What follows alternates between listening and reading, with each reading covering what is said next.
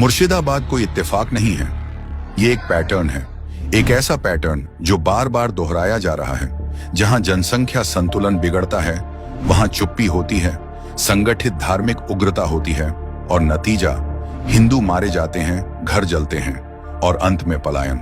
इस पर कांग्रेस कहती है, मुर्शिदाबाद के अंदर भी एक रिएक्शन है। आप अगर किसी के मजहब पे जबरदस्ती हमला करेंगे उसके नतीजे कुछ भी निकल सकते हैं। हर जगह एक ही स्क्रिप्ट चलती है। पहले एक बनावटी शिकायत खड़ी की जाती है, फिर सड़क पर प्रदर्शन के नाम पर हंगामा होता है और उसके बाद हिंदुओं को या तो चुप रहने पर मजबूर किया जाता है या इलाका छोड़ने पर। यह देश हिंदू बहुल है, फिर भी जहां खास वर्ग की आबादी ज्यादा है वहां हिंदू बंधक बनकर जीते हैं। अगर जोर से बोलो तो निशाना बनते हैं, अगर दिखने लगो तो सजा मिलती है और ऊपर से बार बार सुनने को मिलता है कि अल्पसंख्यक भारत में पीड़ित हैं। लेकिन हकीकत क्या है? जहां इनकी आबादी बढ़ती है वहां पीड़ित से आक्रामक बनने में देर नहीं लगती और इन सब में उकसाने का काम करते हैं राहुल, अखिलेश, ममता और ओवैसी जैसी लोग। यदि हिंदू शोभा यात्रा निकालें तो पत्थरबाजी होती है, तिलक लगाओ तो विरोध होता है, संडे की छुट्टी शुक्रवार के दिन बदलने की कोशिश होती है। झारखंड इसका जीता जागता उदाहरण है। कैराना, कश्मीर, लंदन, जर्मनी, ये वह जगहें हैं जहां इनकी संख्या बढ़ते ही यह पीड़ित से आक्रामक बन गए। घुसपैठ करते हैं, आबादी बढ़ाते हैं, वक्फ जैसे कानूनों का इस्तेमाल करके अपनी ताकत बढ़ाते हैं और गली मोहल्लों में अपना प्रभुत्व दिखाते हैं।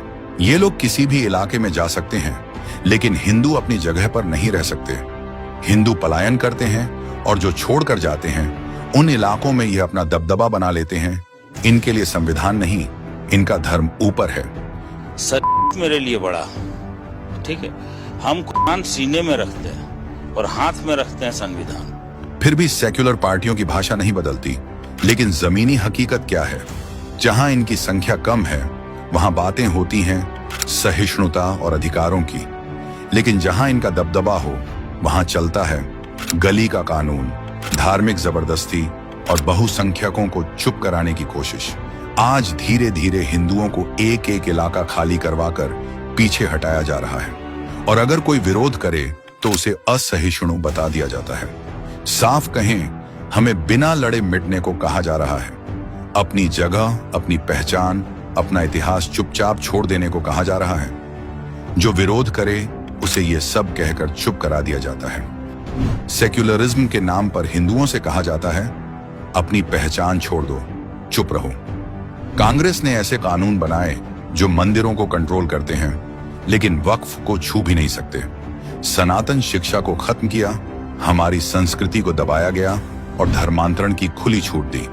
अगर अब हमें अपने अस्तित्व को बचाना है, ऐसे 100 कोल्ड सेक्युलर नेताओं को बॉयकॉट करना होगा जो इनका साथ खड़े होकर समर्थन करते हैं, इनकी व्हाइट वॉशिंग करते हैं। क्योंकि भूलिए मत, वक्फ बिल का 232 सांसदों ने विरोध किया, उसमें से 200 से ज्यादा सो कोल्ड हिंदू नेता थे।